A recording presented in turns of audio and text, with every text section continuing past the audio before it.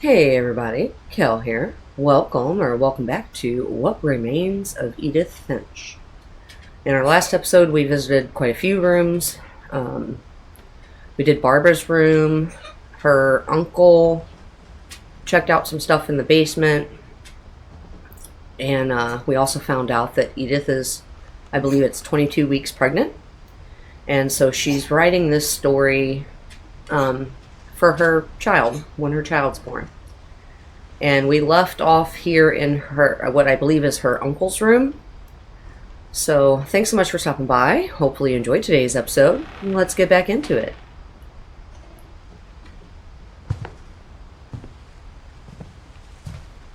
Alright, so we have Sam here, 1950 to 1983. So he only lived to be, what, 33? We're going to check that out here in just a second, but I kind of want to look at the rest of the room first. And it's odd, we have some power, like out here. There's floodlights, but in here there's no lights. Instead of hiding from death, Sam seemed to go out of his way to meet it. No, we can't use the switches. Kind of sucks we can't really see a lot of the room. Like the bed was still, like, from just being slept in.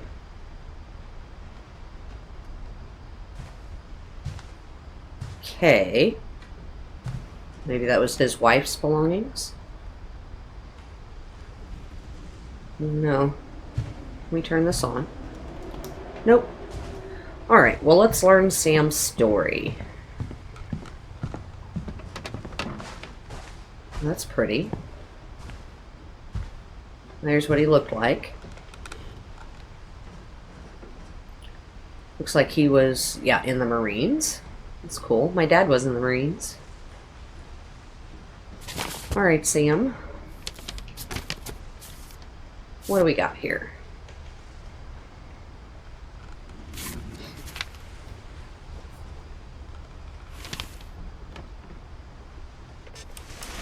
Dawn, I promise, you'll never forget this weekend. Yes, sir. These memories are going to last a lifetime. Am I gonna have to shoot anything? It's a hunting trip, Dawn. Shooting is strongly encouraged. What? Perfect. It's gonna rain the whole weekend, isn't it?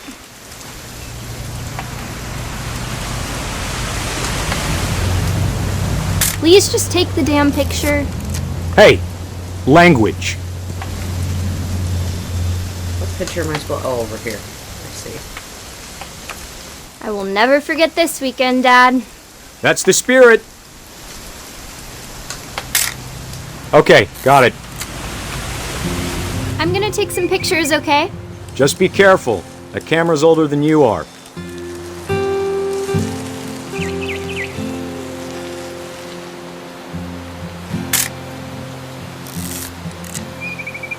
You're right, Dad. It's starting to clear up. Still freezing, though. Alright, what else are we taking pictures of here? Surely not just the lake.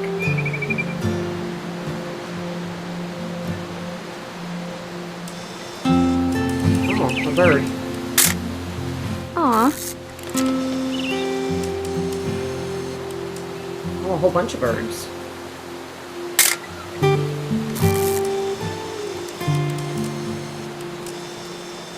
Definitely should not have drunk all that coffee.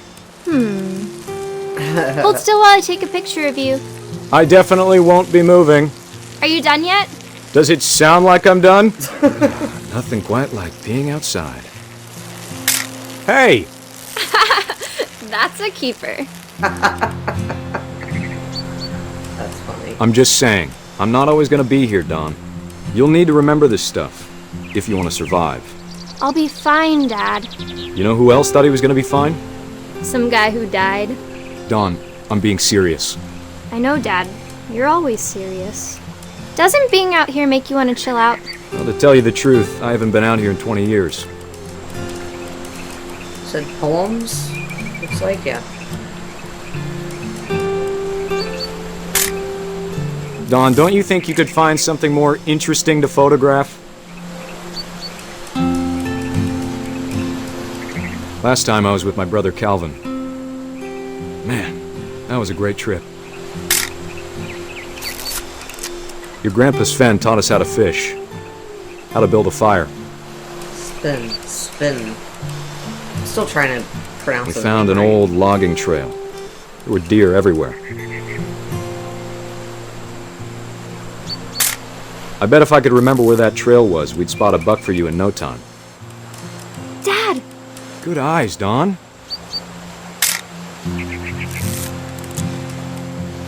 Before you take the shot, let me get a picture of you. Okay, where is she? This is a neat way to tell a story. Dad, I... Just breathe. Turn off your imagination. Focus on your target. Let me get behind you. Do I have to do this? Dawn, you don't have to do anything. But if you want to survive, you'll need to be strong.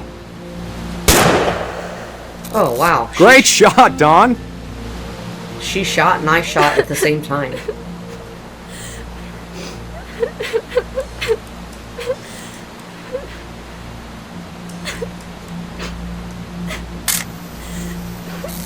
I'm proud of you, Dawn.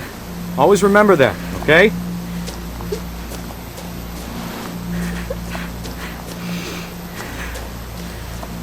Dad! It's twitching. I think That's it's totally normal, Dawn. Just focus on the camera. Try not to think about... Dad! Oh no.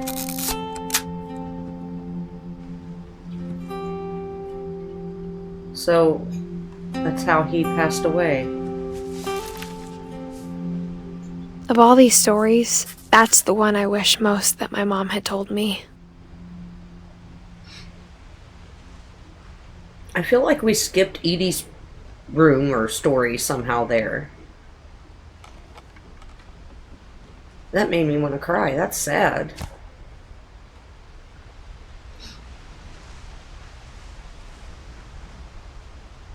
Rest in peace, Sam.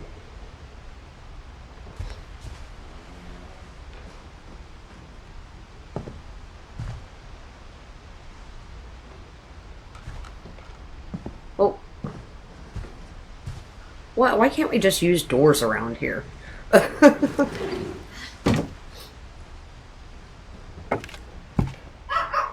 Oh, Rollo says hi.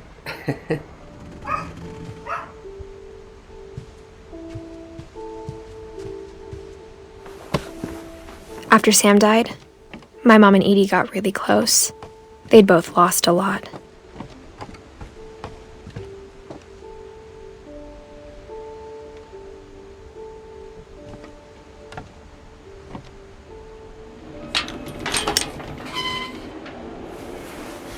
Well, here's Gregory's room. Oh, don't tell me he was just a baby. Gregory, Dawn, and the other one's covered up.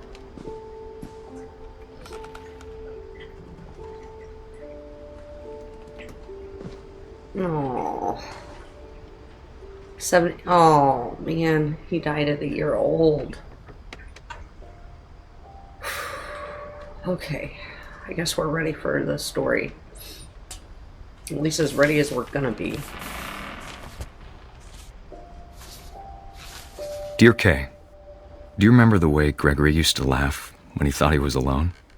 Like something funny was happening, but only he could see it. I think he saw things the rest of us don't.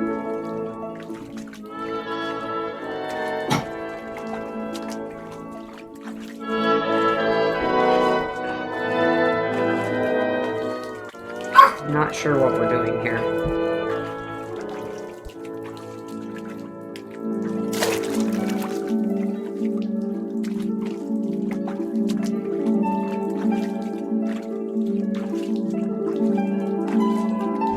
Back time's over, Gregory. It's time to... Hold on, sweetie. Hello? Sam, I told you I don't want to talk right now. I wonder what he saw.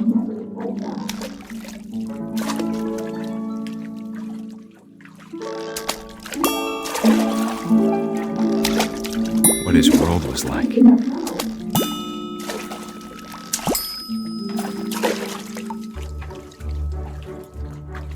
He reminded me so much of Calvin. Lost in his imagination. This is cool. Whatever it was he saw.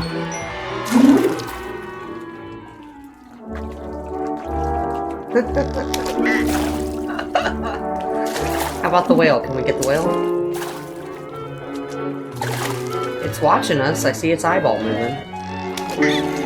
Come on, whale. It sure made him happy. You're making me happy too, and I'm not even a kid. Oh no! The whale's upside down. There you go, buddy.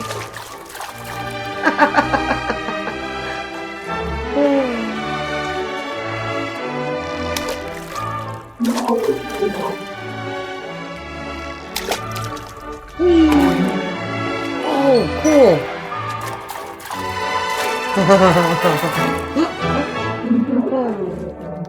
Can you flip me again?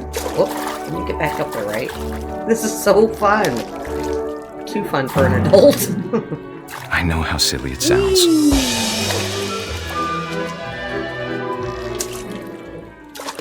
But I worried about a baby being too happy. Come on down, guys.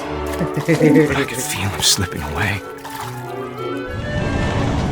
Uh-oh. Sorry about that, Gregory. I know you did everything you could. Maybe if I hadn't called that night. Damn it. Hold on, I don't want Gregory to hear this.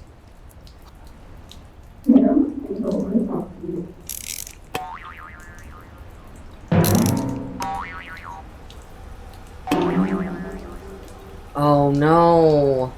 I don't want to turn that on. Alright, here's where it gets dark. I wish he could have told us about the world he saw.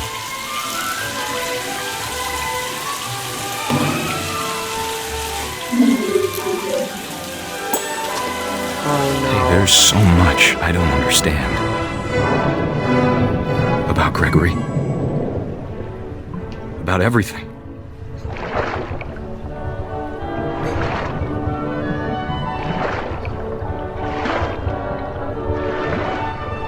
But I know what happened wasn't your fault. Actually, it was. She left her child unattended in the bathtub.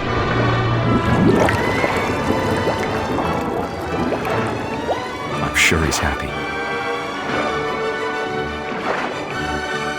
And he'd want you to be happy too. Good luck, Kay. Love, Sam.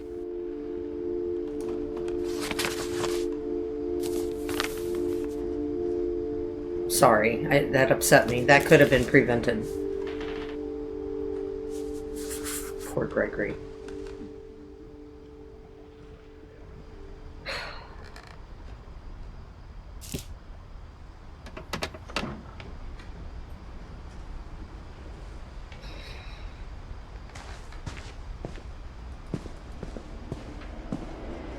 Why does she have no mattress at all? Oh, and that's Gus. Okay. We not get to learn their stories from I can't them? imagine my mom ever writing poetry, and yet We do. We get to see Gus's. What about Dawn? Is her story in here anywhere? Raise flag 7:30 a.m. Breakfast 8. Quiet time 11 p.m.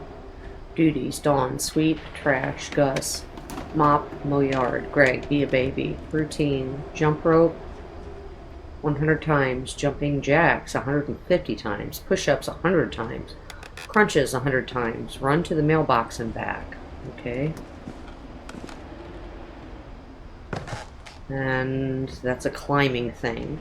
Alright, so let's do Gus's story, and then I guess Dawn's is up there, perhaps.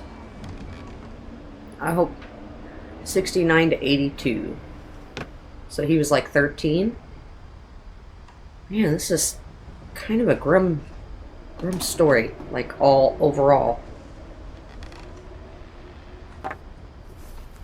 A poem for Gus, who always said the wedding was a bad idea. Our father never hit us kids, at least not very hard, before the day my brother said with teenage disregard that he'd be dead before he'd see a wedding in our yard. My father made him come, of course, but Gus stood far apart, just flew his kite and bottled up the storm inside his heart. Aww.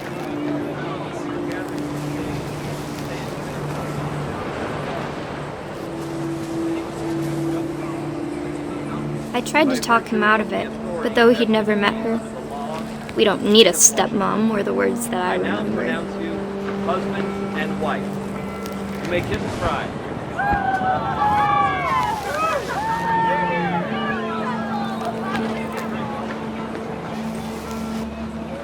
When the time for photos came, Dad ordered him to come here. But Gus declined and as a sign held up his middle finger.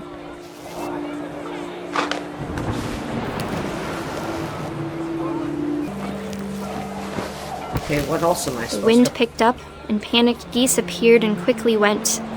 But all the humans did that day was go inside the tent.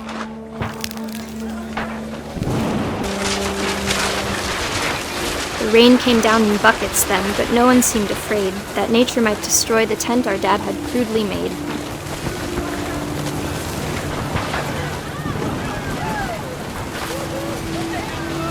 Okay. Oh, here. The thunder sounded much too close and full of angry power. But all my father said to this was, "Make the music louder."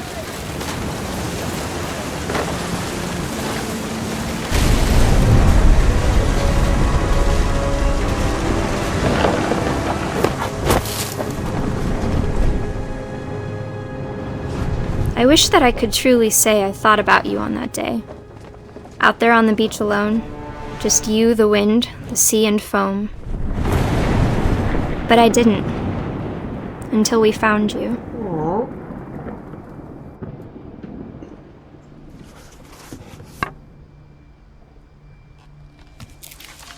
Poor Gus. She never talked about him, but Mom told me once if I was a boy, they were going to name me Gus. Man.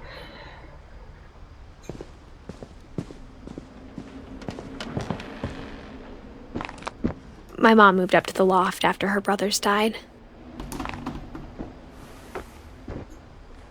At the time, it was as far away as she could get. There's a spot right there. There we go. Okay, are we gonna learn Dawn's story now? Religion was another thing my mom never talked about, but I think it helped her a lot after her dad died.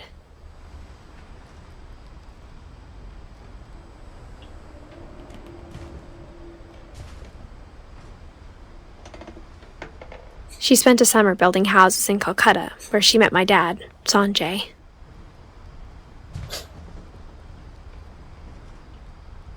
Okay. Oh, you could go down the pole, too. That's kind of neat. I mean, I don't want to go back down, because there's the window thing here. My mom moved to India a week after graduation and got a job teaching English. Louis was born a year later.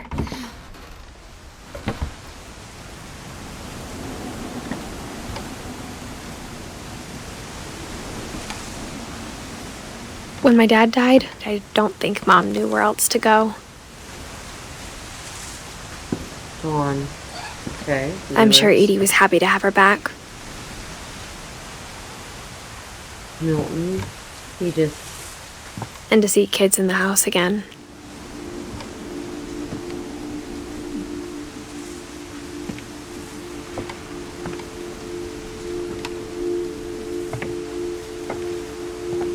The house had to get a little bigger, but Edie was used to that.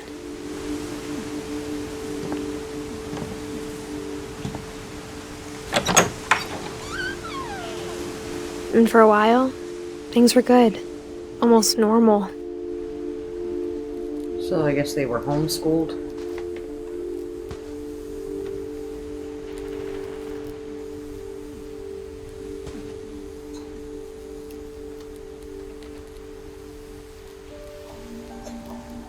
But it didn't last. To teach and to learn, Dawn Finch. 7 ways to create a fulfilling classroom. Observation, question, research, hypothesis, experiment, date, conclusion.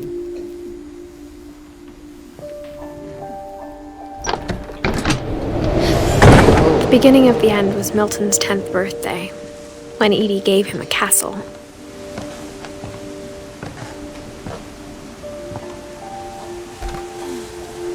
After Milton disappeared, the only thing he left behind was a room full of paintings.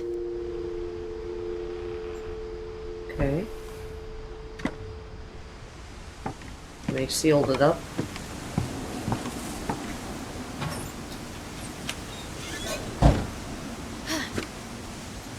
Well, we didn't get to see Dawn's story. Where was her story at? I hope I don't miss stuff.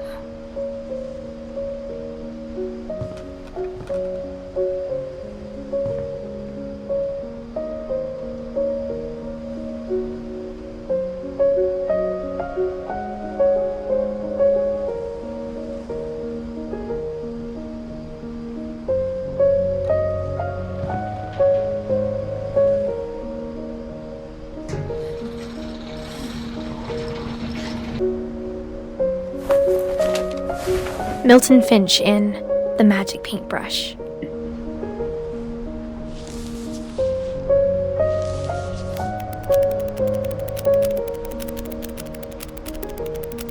Neat. Got you.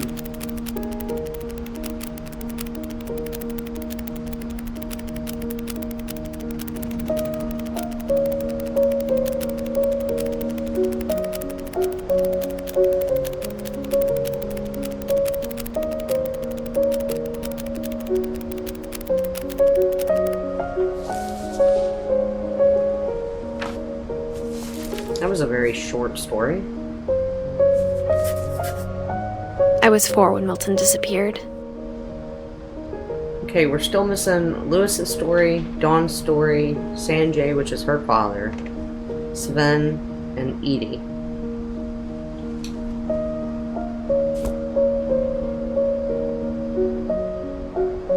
Alright, so now where are we meant to go?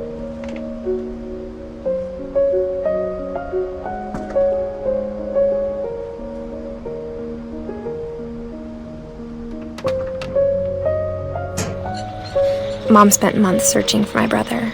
Then she sealed the doors.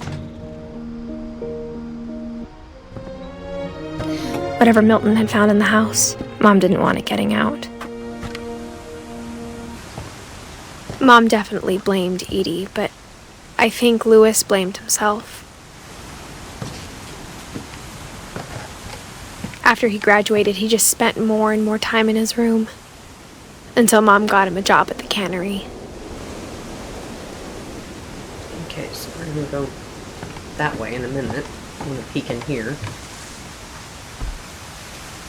Everyone always told me to stay out of Lewis's room. Except Lewis. Legalize MJ. His room is quite psychedelic. And then we have a sitting area. And this is also how we get into Lewis's room. Perfect.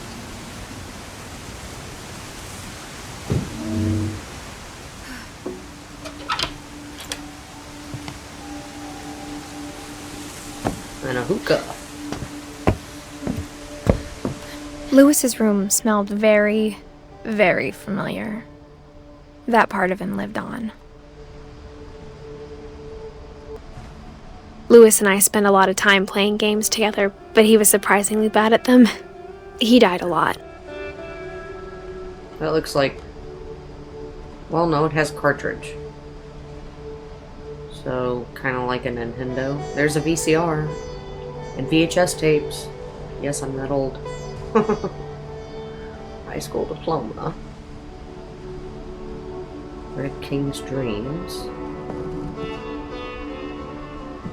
Lewis Finch, locker contents. Well, looks like he liked gaming.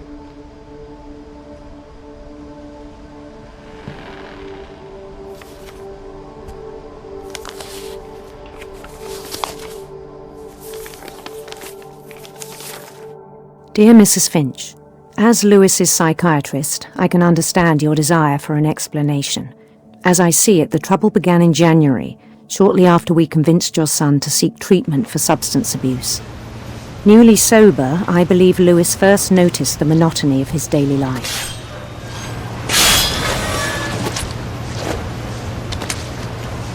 He kept working at the cannery, but he withdrew part of himself. In our sessions, I saw the same behavior. His mind began to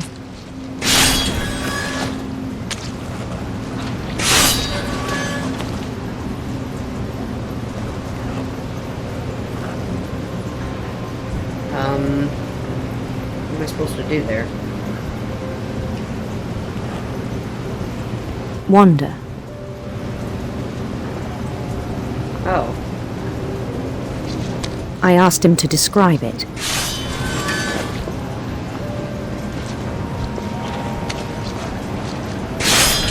He said he started small.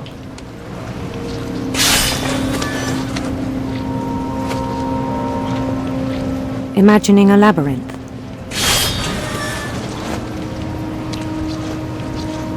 Yeah, it's kind of hard to do. He'd both. feel his way about. Then something moved. Bats.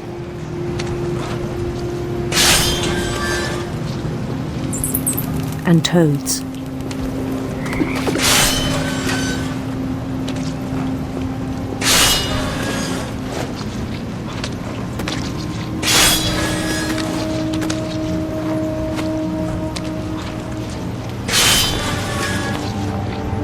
Okay, just a minute, Fish. I need to figure out where I'm going. Here we go. And things that have not names.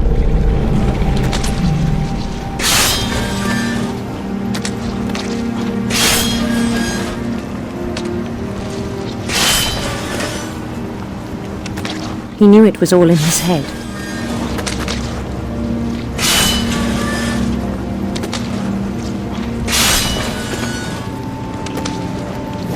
But he took it very seriously. I had hoped he'd find himself. It's kind of hard to do both at the same time.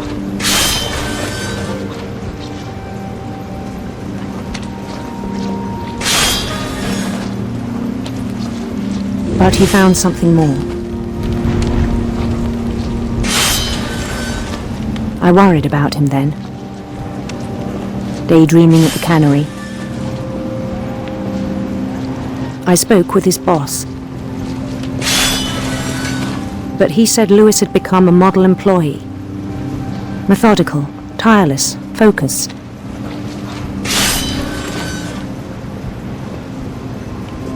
Like a whole new Lewis. So I let him go on.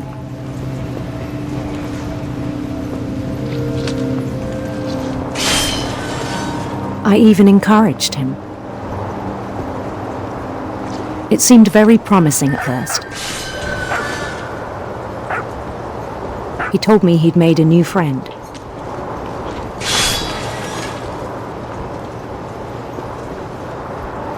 On the edge of a city he named Lewis Topia. He built the city up slowly, brick by brick. Then he made musicians.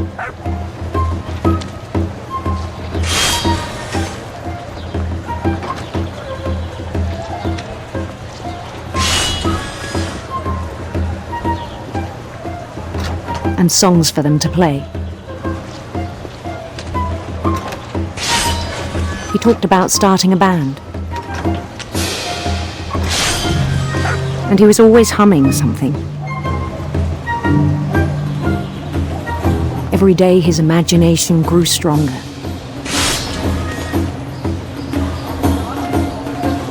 He no longer spoke at the cannery, but his chopping was as reliable as ever. Then one day it struck him that all the cheering crowds, even the stones under his feet, were all in his imagination, so he could do whatever he wished.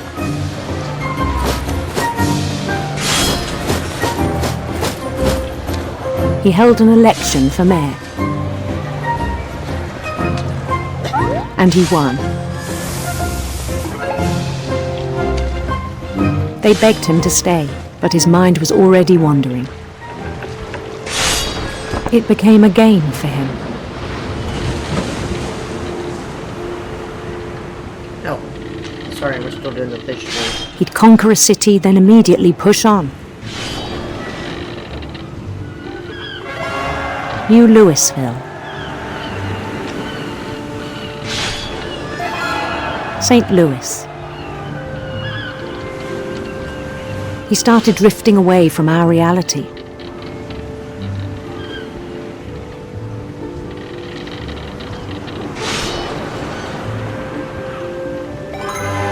Minneapolis. Until one day he forgot to go home from the cannery. Even as his mother pleaded with him, part of Louis kept sailing on.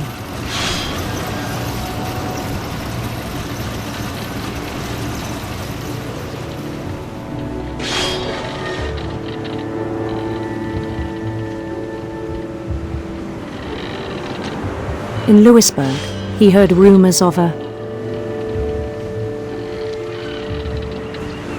handsome queen.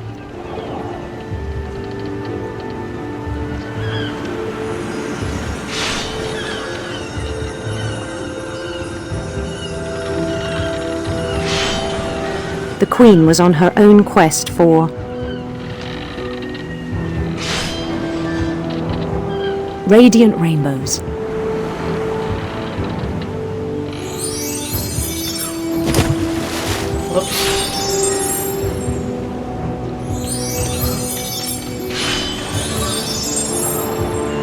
He followed the sound of her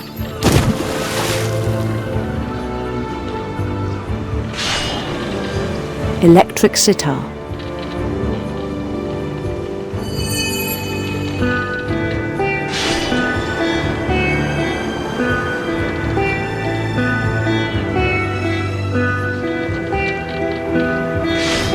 His chase led him to a golden palace east of the sun and west of the moon. Even then, his logic remained sound.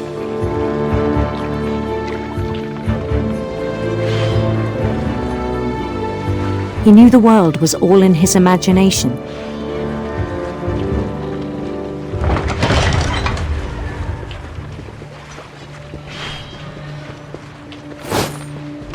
But he was so proud of having created it. In his own eyes, he'd become something greater than a king.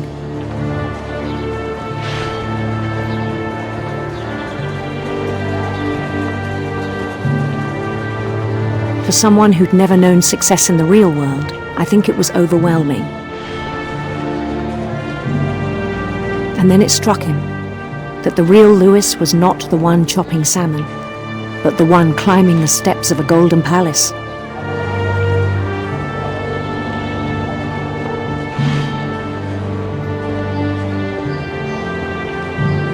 My imagination is as real as my body, he told me. It was hard to argue with him.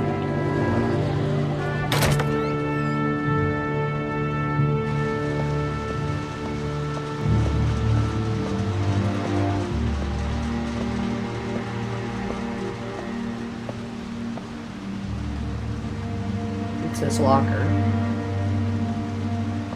He began to forget the world we know.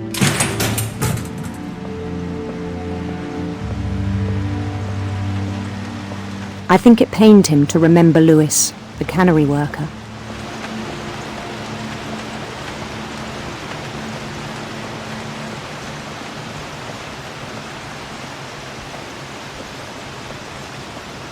He began to despise the man with a royal contempt.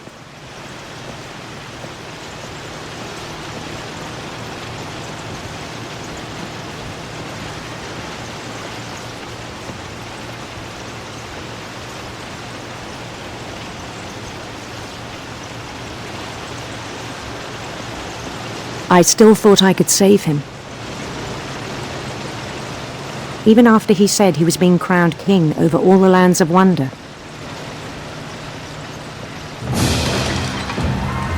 The palace would be packed with his companions.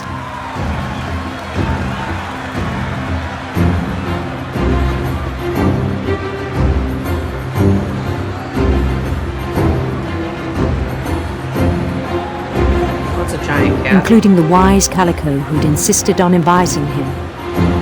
Molly!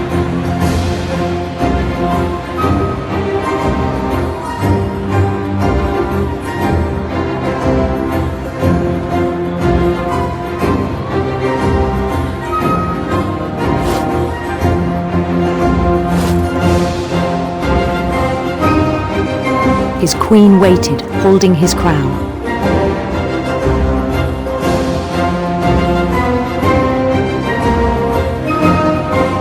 There was only one thing left to do.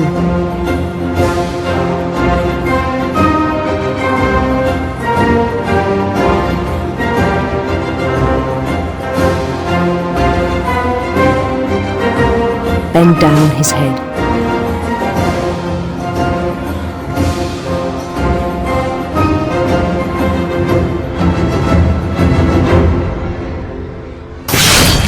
And the rest I think you know. Mrs. Finch, your son was a kind man who will be missed by all of us who knew him. It's terrible.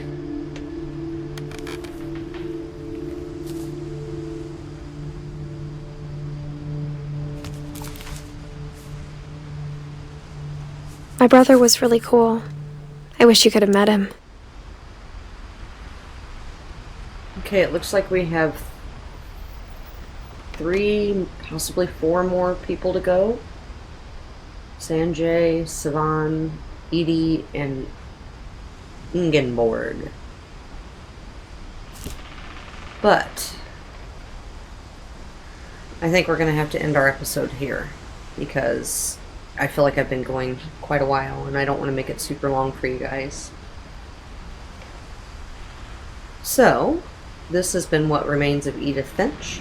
I have been Kel. Hopefully you enjoyed today's episode. Hopefully I'll catch you for the next one. Please enjoy the rest of your day, evening, night, whatever it may be for you. Take care of yourselves, and until next time...